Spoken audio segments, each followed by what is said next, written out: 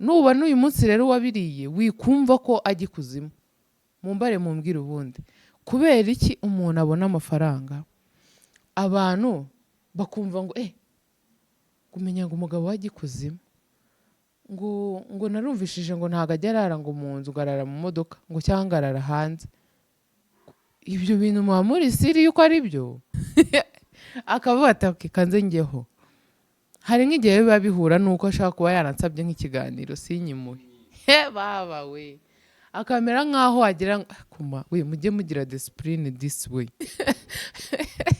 nta no kumubera mamudogo numubereye byiburana n'umuturanyi. Hari abantu baba bameze nkaho muri bizabi kabisa. Niko muba mwarapanshitse bingana gute? Umuntu wandika iriya comment mpita numva afite amatsiko nk'uwamuzana we amaso ku maso nkakugurira nk'ikivuguto inzara uba ufite ikagushiramo. Reka njyeho nandike nshuti yanjye. Twarabamenye hari abantu baba bafite za cano bakagira ama email nka miliyoni, ukajya kuri cano y'undi muntu ukandika ibintu by'ibitutsi, noneho ugasanga uvuye aha turebe. Narabivuze mu kiganiro nakoranye na Yago, nagize amahirwe yo gufungura YouTube. Nari nsanzwe mfite izina runaka, iryo zina runaka ndi kukubwira numve ko ari uburyo kukwiyemeranaho, usibye ko nanabikora kuko nararikoreye. Ndi mu bantu bakoreye izina mfite rikamvuna. Ikindi igihe kinini gihagije nshuti yanjye, nta kintu gihari ushobora kuza kwandika, nta n'ikintu ushobora gukura mu kanwa kawe ngo umvugeho kigira ikintu kinwara.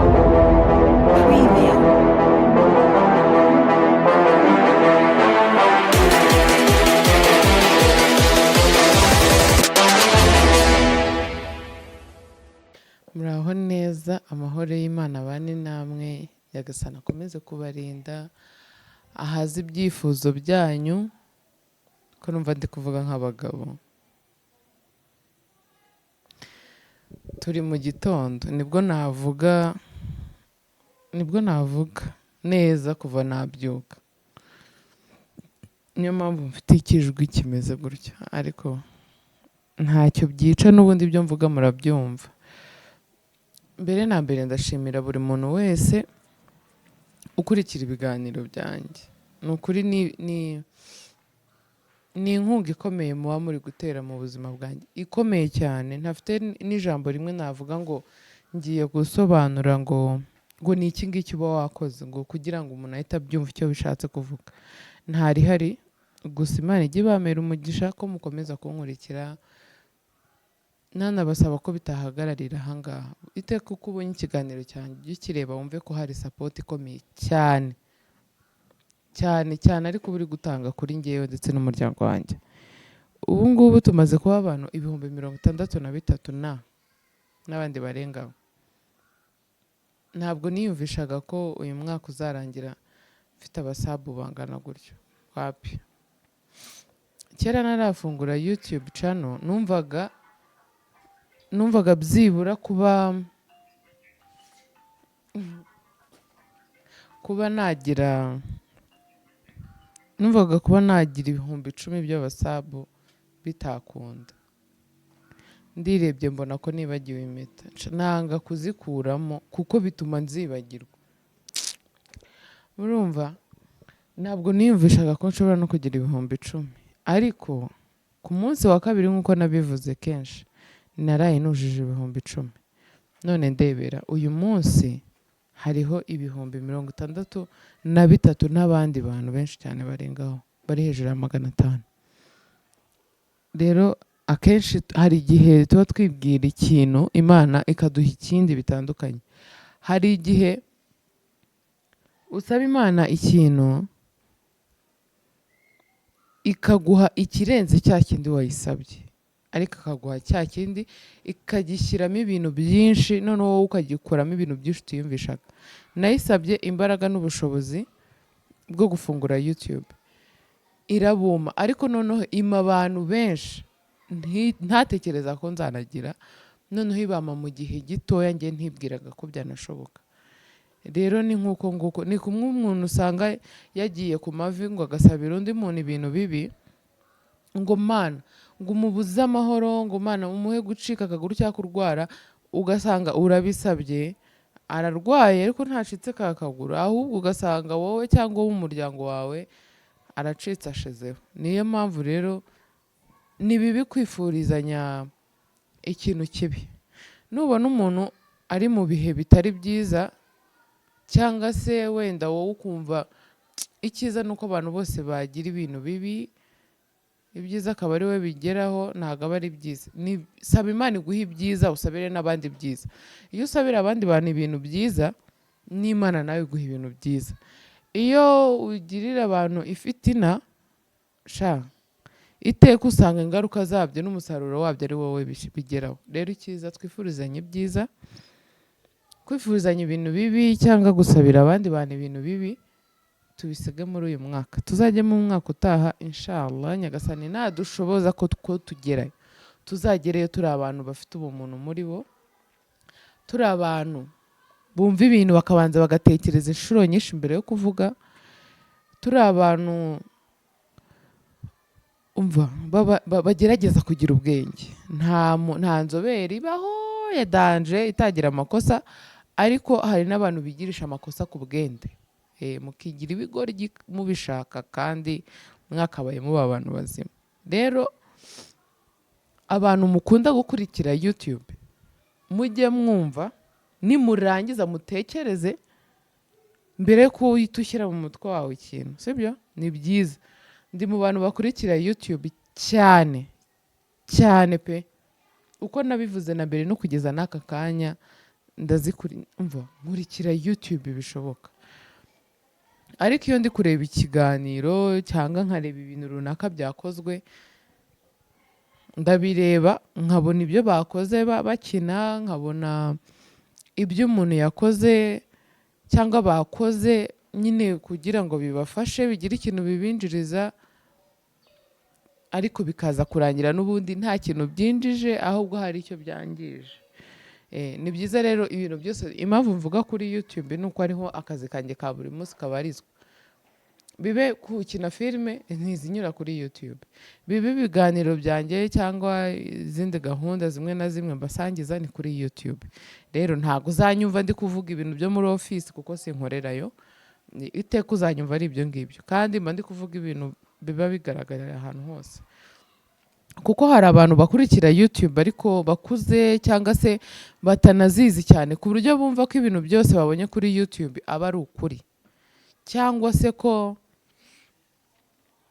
ariko akenshi nicyo, hari igihe abantu baba bumva ko ari ukuri. Hari abantu b'abasitari bapostinga ngo yapfuye, ugasanga nk'ikintu cyagiye kubikora ngo kirimo kiragira ngo kibone views, ugasanga n'ubundi iki kintu cyarebwe n'abantu batagera no muri 500.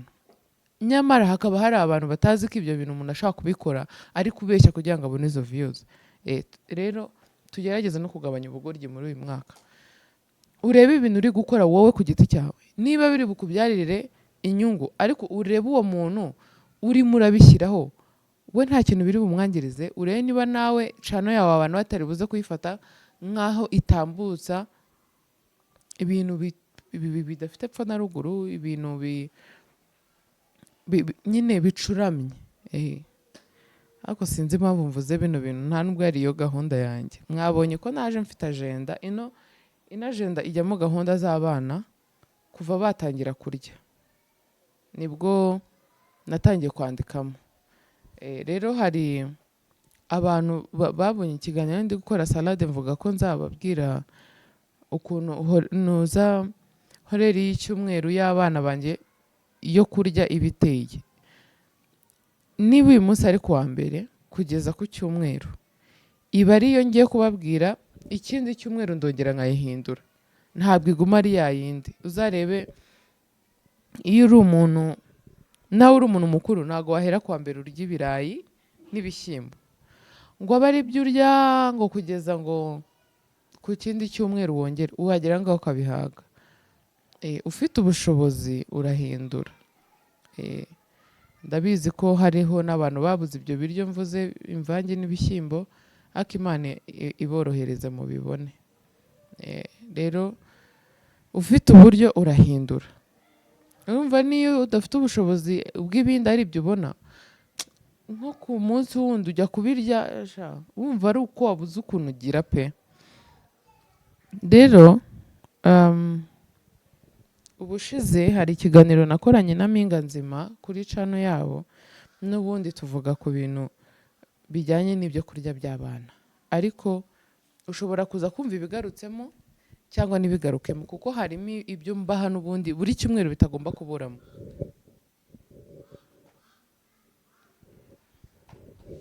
Hari ibiri ngombwa ko biri buze kugarukamo.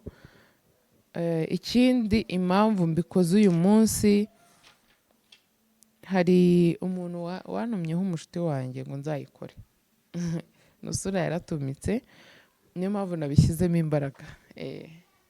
Ejo twari turi kumwe, rero nagombaga kubishyiramo imbaraga cyane kugira ngo mpaze ibyifuzo bya bamwe mu bantu banjye bankunda. Ikindi mise nyibagirwa ndaza kukivuga ninkibuka. Ubundi kuva mu gitondo bitewe n'amasaha abana babyukiye, ibintu tubaha mu gitondo akenshi ntabwo bijya bihinduka. Byo ndabivuga nahereye ku munsi, ahubwo bishobora guterwa wowe ushaka kubishyira ku minsi ushaka, cyane ko ushobora no gusanga wenda umwana wawe adafata bimwe mu byo ngiye kuvuga, kuko hari nk'abana badakunda amata bayanywa bakagira ikibazo ku ruhu, kandi porici turayibaha urumva kandi birimo amata. Rero tubaha serirake, iyo tutayibahaye tubaha porici ivanze n'umuneke, cyangwa se umuneke cyangwa se porici itarimo umuneke. Porici urayiteka nk'ibisanzwe, kuri aho ngaho uyivanga n'umuneke, ubundi warangiza umuneke ukawunombera mu isahani ugashyiramo ya porici ukavanga nyine ukamuha. Noneho iyo atari ibyo nari mvuze bibiri, ubundi aba ari igikoma n'umugati. Umugati ni rimwe mu cyumweru, murabizi ukuntu ufunga. Hakakurikiraho igikoma na biswi. Ibyo byo nta kintu biba bitwaye pe, wabimuha nka kabiri mu cyumweru. Yego. Ikindi na serirake. Serirake porici irimo umuneke, igikoma n'umugati, cyangwa igikoma na biswi.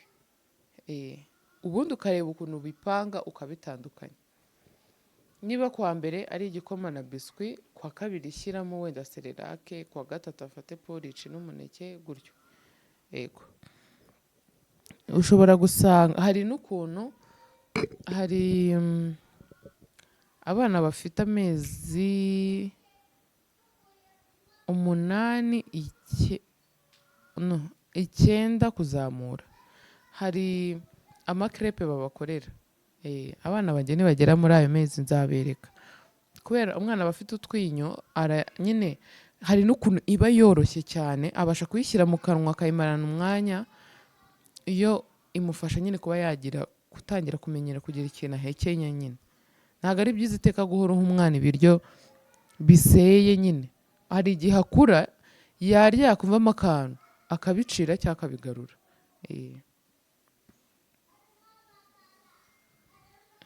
Ubwo ibya mu gitondo tubivuyeho. Kuwa mbere saa sita ni byiza ko abana munyihanganire, ngewe mvuga abana kubera ukuntu ngewe atari umwe byangiyemo, ariko ubwo nyine n'ufite umwe mba mvuga muri rusange. Ni byiza ko habaho isaha imwe yo kubagaburira saa sita. Nubwo twebwe barenze umwe biba bigoye nyine kuba wabafata ngo bahurizeho isaha, ariko turagerageza ku buryo nk'ubu nimba wenda ari 5:00, ibiryo biba bigiyeho 5:30 bigashya, bagahita babisya, saa sita bakarya. Harimo n'abarya ikiko cya nyuma cyangwa 3 bya nyuma basinziriye, ariko saa sita baba batangiye kurya, bagasoza kurya bakahita baryama. Kandi ni byiza ko ufata agenda ukajya wandika, cyangwa se ikayi isanzwe ukajya wandika buri kintu umwana wawe akoze. Nimba ari kaka akoze ukayandika uwo munsi, ukavivura ko yayikoze. Kurya ukareba isaha yasoreje kurya, kugira ngo uze kumenya hacamo igihe kingana gute nongeye kugira ikindi kintu umuha. Umwana wanjye arya buri nyuma y'isaha cyangwa anywa buri nyuma y'isaha cyangwa arya buri nyuma, niba ubu ngubu ariye saa sita wenda agasoza saa sita na 30, umenye ngo saa 8:30 hari ikindi kintu ndi bumuhe cyo kunywa. Gutyo nyine ni byiza cyane kumenya buri kintu cy'umwana, kuko ashobora kurwara wajya kwa muganga hakagira nk'ibintu muganga yakubaza ugatangira ukaba nk'aho nyine wagira ngo ni umwana w'undi muntu waje kuvuza, ukagira ngo ni umwana w'undi muntu waje kuvuza kandi ari uwawe, ukumva rero biteye isoni pe. Icyiza rero ni ukumenya buri kintu icyo ari cyo cyose ku mwana wawe, ukamenya umwana uyu munsi yimereze gutya ntabwo ujyamo, yimereze gutya ntabwo ujyamo.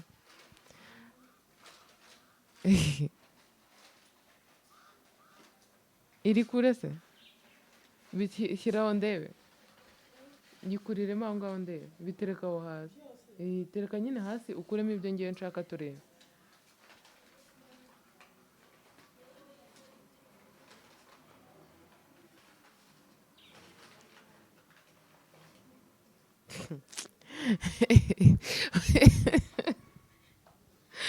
wagira ngo uri umukecuru agakuremo ukame ako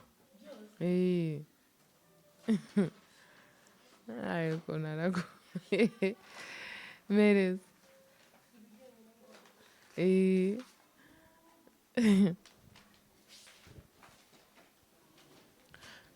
nuko ni byiza ko wandika buri kintu cyose umwana akoze, no kuryama ni byiza kubyandika, biragufasha kumenya nimba aruhuka bikwiriye. Ikindi ubundi hari abantu tuba dukwiriye kuba dufite mu buzima bwacu, uba ukwiriye kuba uziranye n'umuganga w'abana mu gihe ufite abana, uba ukwiriye kuba uziranye na muganga niba w'umujenekologe siko bitwa mu gihe uri igitsina gore. Impamvu mbivuze ni uko iyo hari ikintu kiba ku mwana wawe nyine ukabona wenda urugero azanye nk'uduheri ku mubiri ntabwo tuhise dushira, ntabwo buri gihe wabona amafaranga cyangwa umwanya wo kwirirwa ujya kwa muganga. Hari nk'igihe uba usanga umuntu nta mituweli afite nyine cyangwa se ubwo bwishingizi bundi nta buhari, atafite uburyo ahita ajya kwa muganga, bikaba ngombwa ko ushobora kumwereka utwo tuntu akaguha umuti kandi umwana agakira. Rero ni byiza ko uwo muntu, uretse rimwe nzababwira abantu ngewe mba mbona bitewe n'imirimo bakora, mushobora kuba muri abashuti basanzwe ariko mushobora kuba mutari n'abashuti basanzwe mukamenyana ko wagiye gusaba serivisi. Ni byiza rero ko bagumana, ni byiza ko bagumana kubera ko ubu bakeneye mu buzima bwa buri munsi. Ubuzima turimo dukenera abantu kandi tugira ibintu dukenera kenshi. Nk'ubu ngubu umuntu ashobora kuba agukeneye wowe uri kundeba kubera ko uzi gufunga neza igitambaro, uzi kubara inkuru. Hari abantu bakunda abantu bazi kuvuga, umuntu ukunda kuvuga yaba avuga ukuri yaba abeshya, hari abantu baba babakunda nyine bakabagira mu buzima bwabo kubera ko bicarana akavuga nyine akamusetsa. Hari igihe akugumana kubera ko aba azi ko uzi gusoka isaha n'isaha yagukenera ukamupfundika ibyo bituta.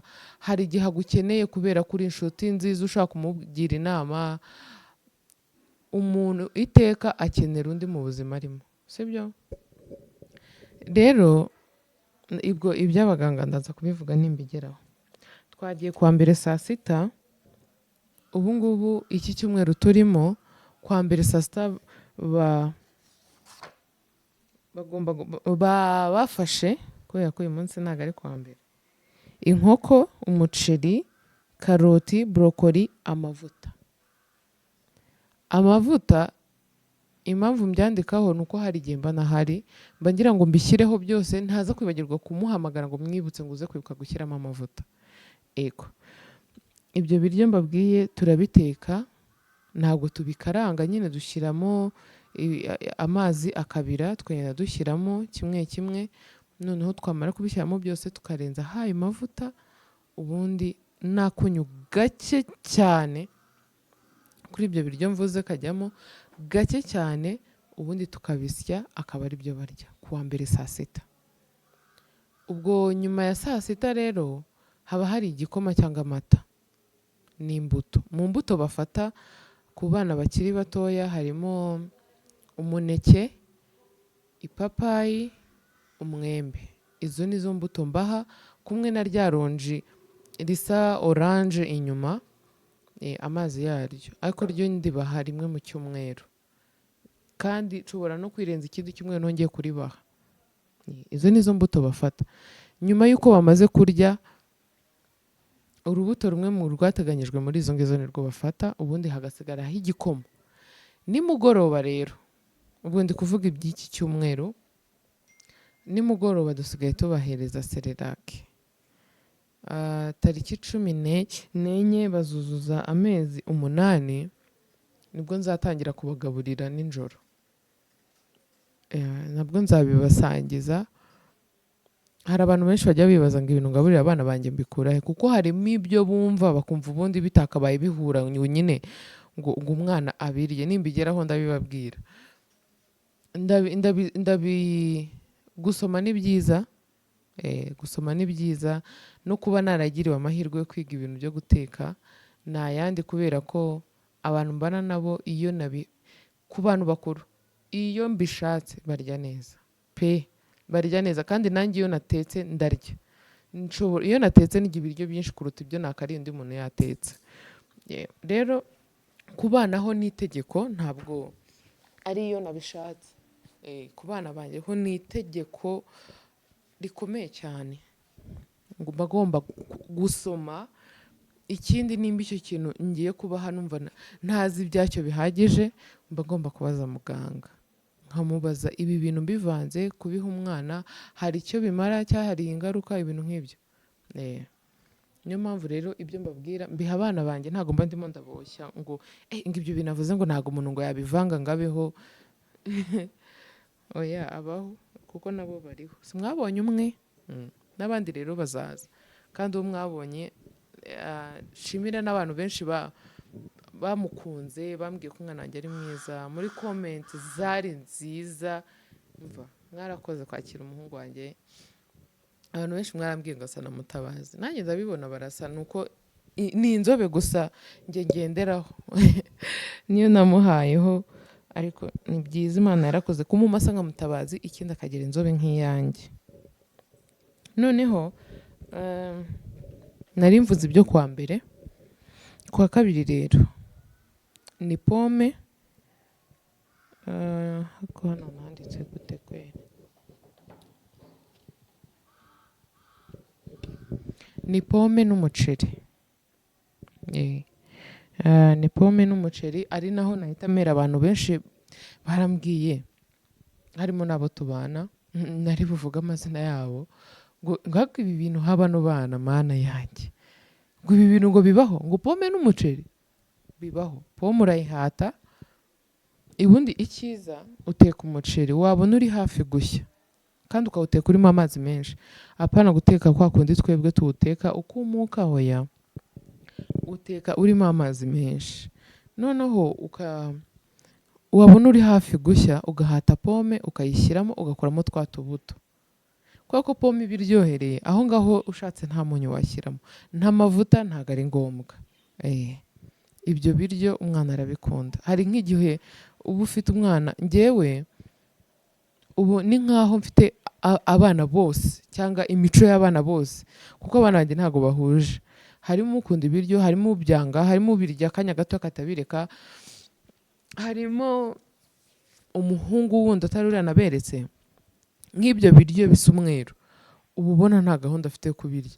Ariko iyo twatetse ibiryo byabo ubona bidasa umweru, arabirya.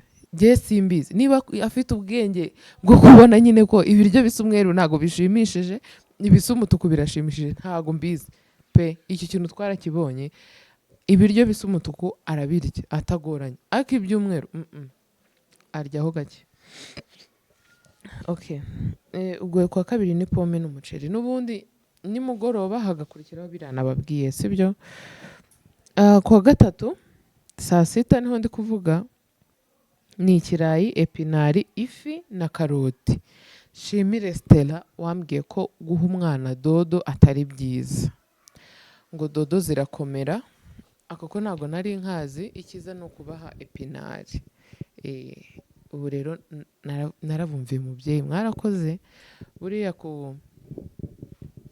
Buriya kugira abantu mumenyana ni byiza, mukagira n'ibintu muganira. Urumva nk'ibyo narabimenye, kandi ni byiza. Ntekereza ko wenda simbizi nari buzabyumva ahandi, ariko bitinze n'undi baraziriye cyane. Ariko ubu nabaye nzikuye muri gahunda, bari kurya epinari. Ubwo kuwa gatatu saa sita ni epinari, ifi, ikirayi na karoti. Iyo ubishoboye ushyiramo na puwaro. Kuwa kane saa sita mbaha ikijumba na pome. Ibyo biryo biraryoha. Ikintu cyose ngiye kubaha njyewe, iyo nagize amahirwe yo kubagaburira njyaho. Nk'ejo rero bariye ikijumba na pome. Ikijumba na pome biraryoha. N'ubundi ubiteka nka kwa kundi uteka umuceri na pome. Ubanza ikijumba, wabona kiburamo gato ugahita ushyiramo pome. Noneho ibaze, ikijumba kigira isukari, pome ntabwo ibiha, murabizi. Rero iyo ubihaye umwana arabirya, nta bintu byo kuzana amahane. Biba biryoshye cyane pe. Ubwo rero mu gihe mu biryo wamuhaye gutyo mo nka pome, no mu buryo bwo gukora kakamva, biba bimeze neza cyane. Uba ubona ko atagowe. Ikindi ni byiza guhera ku mezi 7 gutangira kumenyereza umwana po. Ngewe nk'ubu umukobwa ajya muri po, kandi kuko akagira ikintu ayikoramo. Twarayimumenyereje, iyo umukuyemo pampa akibyuka akajya muri po, arabizi ko hari icyo agomba gukora. Ni byiza. Hari ukuntu iyo umwana utamumenyereje po hakiri kare ayibona akajya arira. Nka Kami akiri umwana natinze kuyimumenyereza, ko nta bintu by'abana nari nzi. Urumva n'iwacu ni njyewe bucura. Kami namukoreho ubufindo. Niwe mwana wa mbere nogeje, nyine ari agahinja. Ariko nanabikoze neza, sinzi aho nabikuye. Ariko ikintu nzi natinze kumukorera rwose ni ikintu cya po. Yarayibonaga akarira, uwamwicazagaho mpaka umufate ari intambara. Rero ibyo biryo muzabigerageze, ni byiza. Munagerageze kumenyereza abana po. Kuwa gatanu tubakorera, iki cyumweru tuzabakorera brokoli, shufurere na karoti na korojete n'imiteja. N'ubundi nabyo urabisya. Ibi ngibi ushyiramo utuvuta dukeya, ugashyiramo n'akunyu gake gake cyane, ariko n'ubundi ni ibisanzwe ukabisya ukabahereza. Kuwa gatandatu rero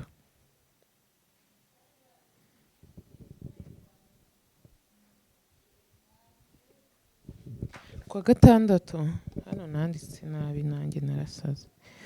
Kuwa gatandatu ni ikirayi, karoti, inyanya, nibagiwe kuzishyiraho,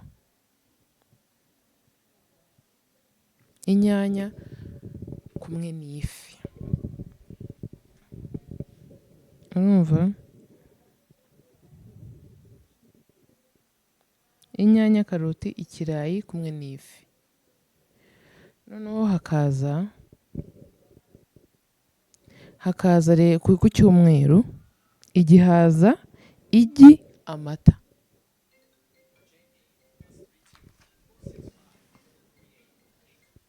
Umuntu uri kumamagara sinanamuzi. Urumva?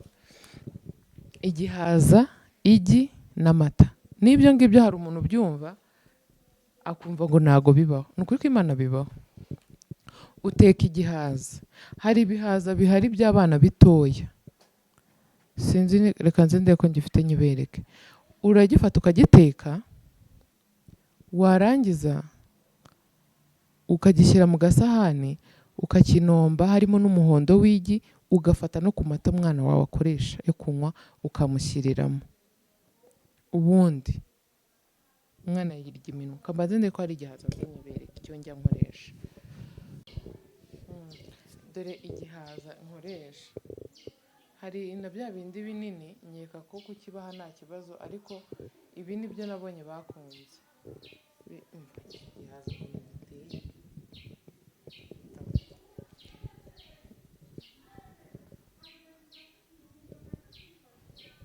iki gihaza nicyo ngiye mbahereza nabonye kimeze neza niba wenda warahaye umwana wawe igihaza nka kimwe kinini gisanzwe ukabona nta gikunze uzagerageza iki ngiki igihaza cyo sinyirya mana yanjye iyo bari burya ibiryo birimo igihaza nshyira hano ukaboko nkageraho gutya gato kugira ngo numve ukuntu bimeze gusa ariko kuba natuma bigenda wapi ntabwo nkunda igihaza ngewe ariko nzi ko ari cyiza niyo mpamvu ngiye nyibaha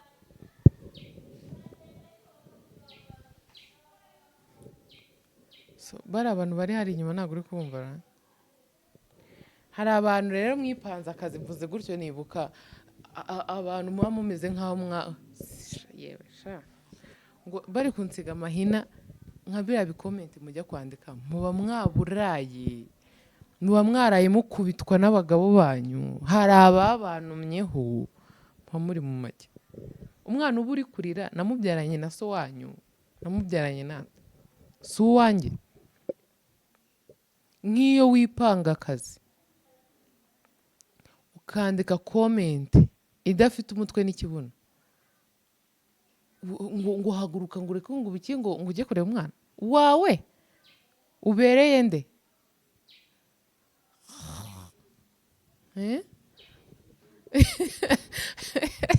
nta no kumubera mamudogo n'umubereye byibura n'umuturanyi hari abantu baba bameze nk'aho muri bizabi kabisa muba mwarapanshitse bingana gute umuntu wandika iriya komenti mpita numva afite amatsiko nk'uwamuzana we amaso ku maso nkakugurira nk'ikivuguto inzara uba ufite ikagushiramo ukajya umenya ibintu bizima byo kwandika umwana si uwawe umwana si uwa nyoko wanyu umwana si uwa so wanyu si umubereye sekuru ntacyo mupfana kazi tumba mbere maisha nyuma sibyo siko mubayeho ukifata ukaza nyine wapayute ati reka njyeho nandike inshuti yanjye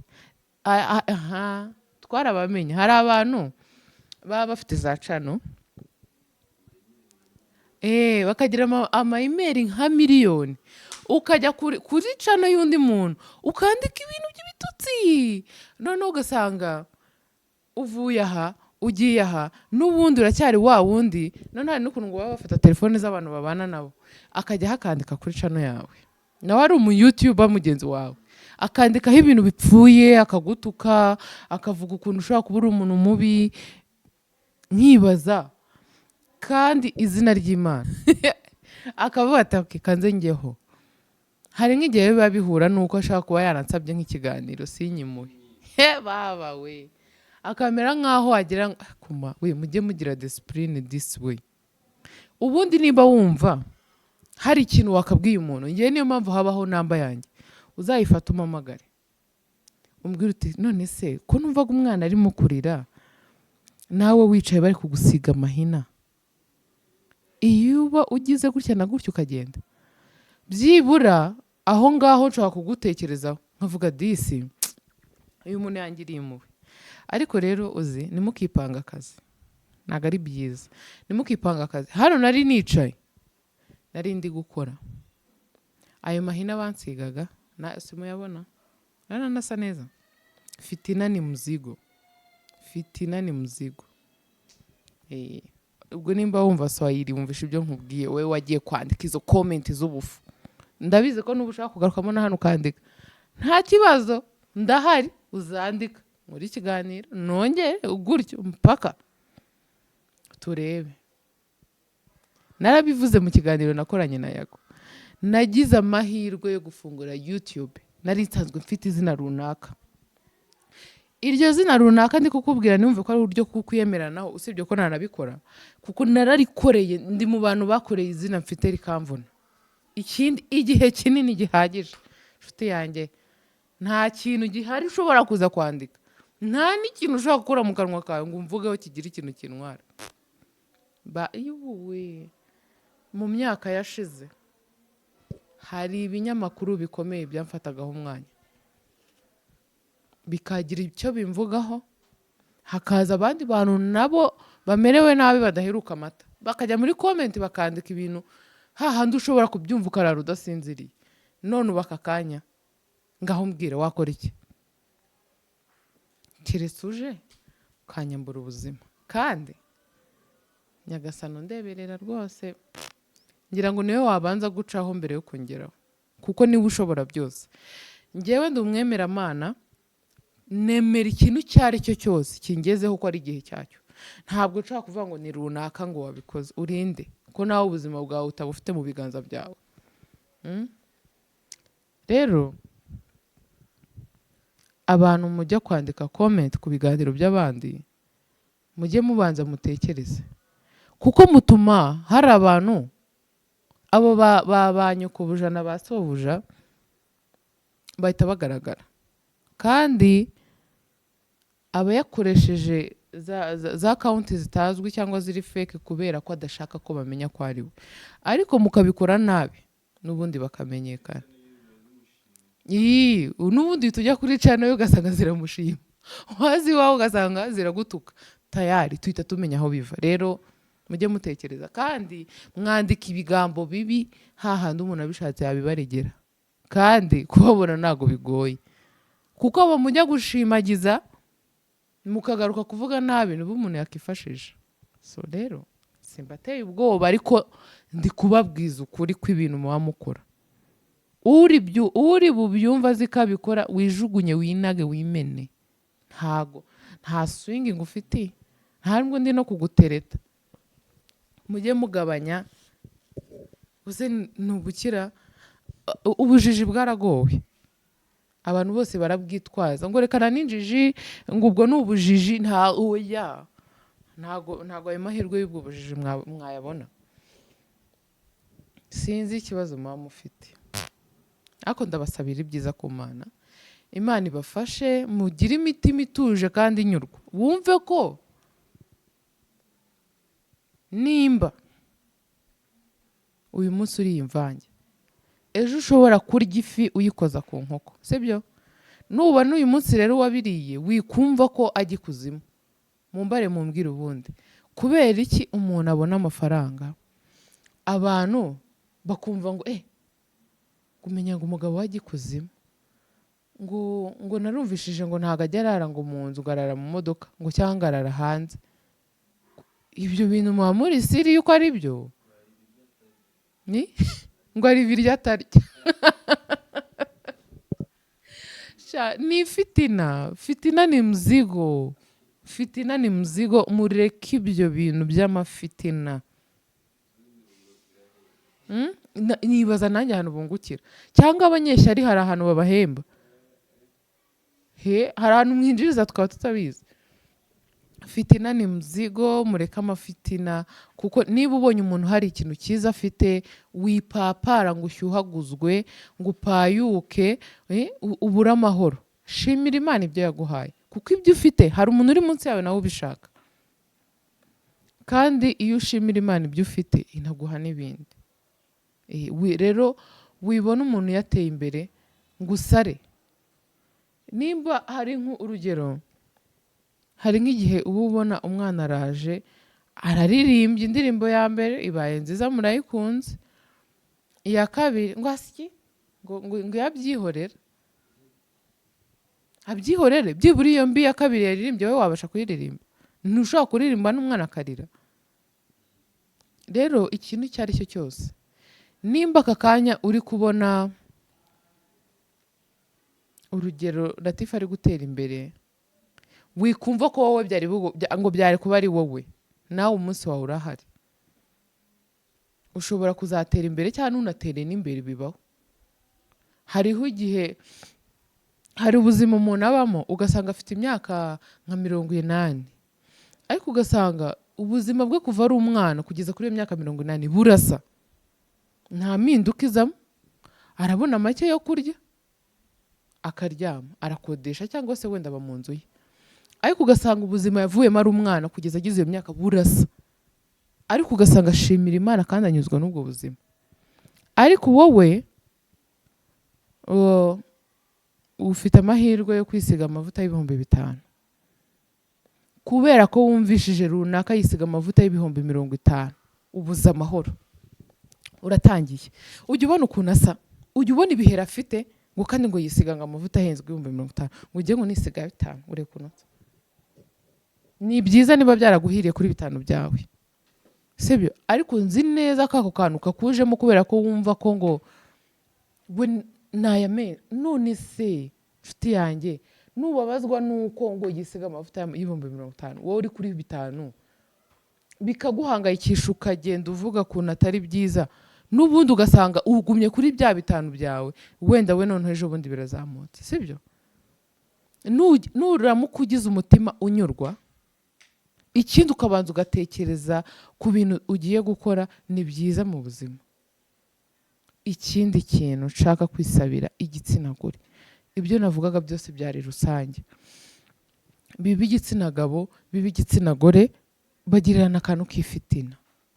Hari igihe umugabo abona umugabo mugenzi we ari kugenda muri Toyota, cyangwa undi ari kugenda muri runaka, akaba arasaze, sibyo?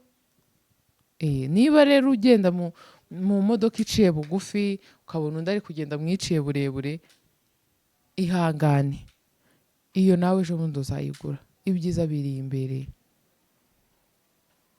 sibyo? Ntabwo amahirwe ajyasa ntibibaho. Nta n'ahantu ndabona abantu bafite amahirwe asa bari no kumva, ntabwo bibaho. Ni amahirwe y'ansambure abaho. Yaza kuba abaho twari kuba tugipingira ubu ngubu ati ari amahirwe n'ayanjye, sibyo? Amahirwe ntabwo asa, yaba igitsina gabo yaba igitsina gore, amahirwe ntabwo asa. Ikindi kintu nisabira abadamu, mujye mugira ibanga, sibyo? Mujye mugira ibanga ku rugo rwanyu. Nushaka ntuzabashe kubika ibanga ry'undi muntu ku bindi bintu ubona bisanzwe, ariko wowe ku giti cyawe, urugo rwawe, mwaba mwaburaye mwaba mwabwiriwe, ujye usaba Imana igushoboze kuba uko mwaburaye cyangwa mukabwirirwa ejo byakemuka. Ariko aho kugira ngo njyewe umfate nkanira umbwire ati rero mu rugo twaburaye, ubu sinzi ko turi bunarye, ubu zindanguje, ushobora kubimbwira nkahita cyuha nkamera gute, kandi bitari ngombwa. Rero ni byiza nimba hari ikintu cyiza mwagezeho, n'ubushize narabivuze, nacyo kigira ibanga. Nimba mwaguze ikibanza ntacyo mwari mufite, ntabwo ari ngombwa ngo ujye kubibwira umushuti wawe. Ni byiza ko bibika bikaba ibyawe n'umuryango wawe. Niba mwaguze inzu, ni byiza ko gutyo biba ibanga. Niba mu rugo hari moto 2 mukaba mwaguze iya 3, cyangwa se mukaba mwaguze imodoka, bibike. Kuko wowe hari igihe ujya kubibwira umuntu wumva ari byiza, nyine wumva ushaka kumubwira icyiza mwagezeho, ariko ugasanga we ntabwo yari akeneye kubyumva, cyangwa ugasanga urabimubwiye ugiye kumushyira kuri pressure, hageze nawe mu rugo rwe ateye hejuru umugabo we, uriya mugore dore agenda mu modoka, cyangwa ngo agira gutya ngo nanjye ngo ndabishaka. Ntabwo ari byiza pe. Uretse n'ibyo ngibyo, hariho n'abantu muba mudashaka kubona abandi batera imbere. Hariho abantu muba mudashaka kumva ngo runaka yateye imbere, mukaba mutanaziranye, ariko kuva umuntu avuze ati Anita burya yaguze moto, ukumva nyine ni wowe wakabaye wayiguze. Ntabwo ari byiza. Mugire ikintu cyo kwifurizanya ineza nk'uko nabibabwiye, sibyo? Rero ndi kugana ku musozo, nshaka kubereka imiti ntekereza ko ababyeyi benshi dushobora kuba dukenera mu rugo rwacu mu gihe dufite abana cyangwa se umwana. Nanashimira umuntu wayindangiye witwa Dadi. Urumva ni umuganga. Mfite mu bana banjye harimo umwana ufite uduheri. Nimba ari ubushyuhe, ariko ni ubushyuhe. Hari uyu muti turaza kuyifata neza muyiboneho. Uyu muti urafasha ku duheri tw'ubushyuhe cyangwa tuno umwana azana mu ijosi kubera kugira ikintu anywa ugasanga byagiyeho bimutera utwareje, ushobora kumusigiraho agakira. Ikindi ni uyu muti uri mu gikarito kinini, nawo ndaza kubereka neza ukuntu witwa.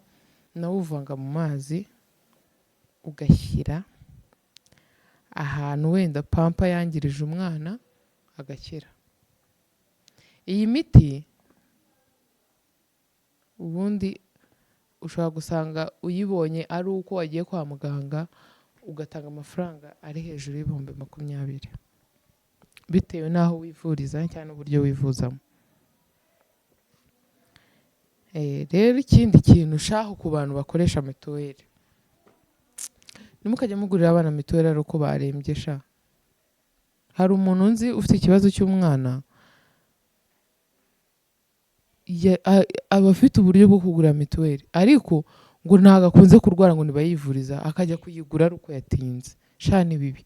Kandi ugasanga igihe cyo kuzajya kuyishyura iyo minota n'ibiki byose buri gukora umwana niko aba arimo kuremba. Ntitugatwara abana nkaho natwe turi abantu bakuru. Iyi miti kumwe n'umuti w'umuriro birafasha cyane kubitunga mu rugo mu gihe ufite abana. Noneho iki gihe dufitemo gripe mana yanjye, ni byiza kuba ufite umuti w'umuriro.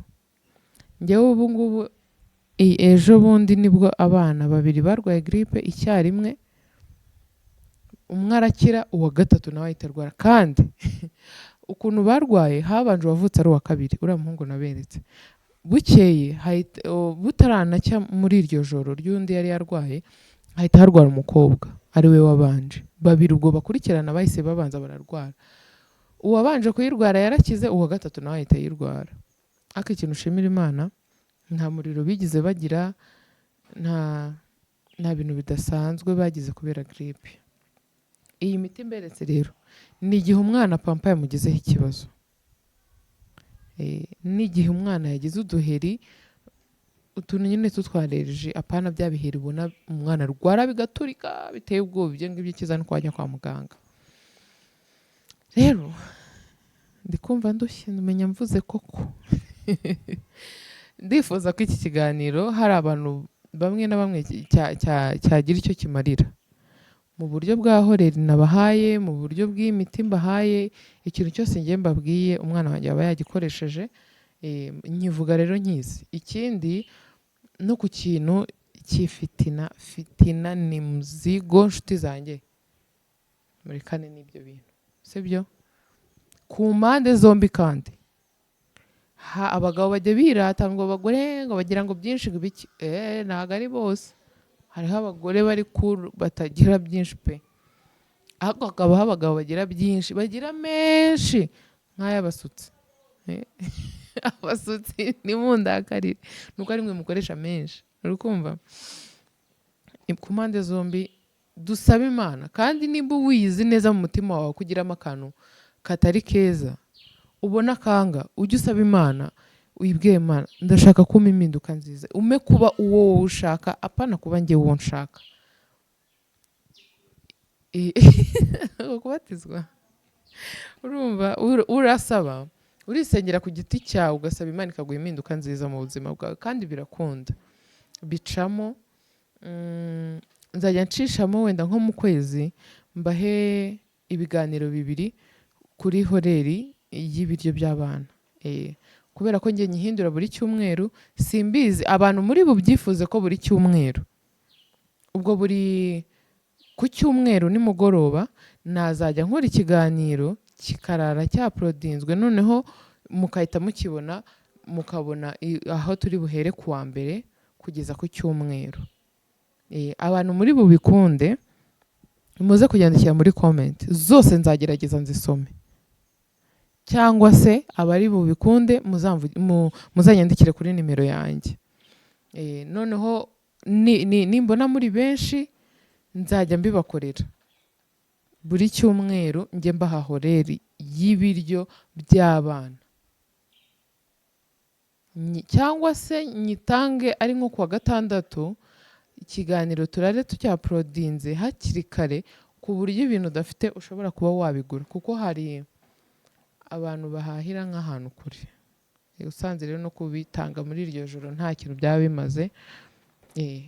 Gusa nimubikunda tuzajya tugerageza ikiganiro kirare cyaporodinzwe mubibone uko mubyifuza. Imana rero ibamera umugisha, ihaze kwifuza kwanyu, ibahe amahoro yo mu mitima, ibahe kunyurwa na buri kimwe mufite, kuko icyo ufite uri umukire kuri cyo, ibyo udafite nabyo uzabibona. Ujye usaba Imana, ujye uhozaho isengesho, kandi ube n'umukozi.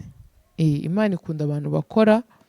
Nimba ufite icyo ukora, ufite n'uburyo wagikoramo kitari ukwica no kuroga no kugambana, ibintu bibi nyine tu, ibyo byo mubireke, n'ubundi icyo wabiboneramo ukirya uwo munsi. Iyo bukeye ntago bikunda. Rero Imana ibamere ibyiza byose, ndabakunda cyane. Bye.